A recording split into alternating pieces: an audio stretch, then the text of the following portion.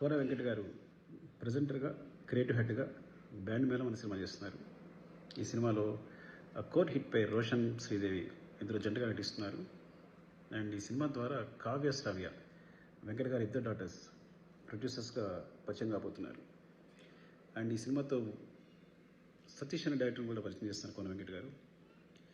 So so so very fresh team and wishing the best team అందరికి కూడా. Love you. Thank you so much Sukumar గారు.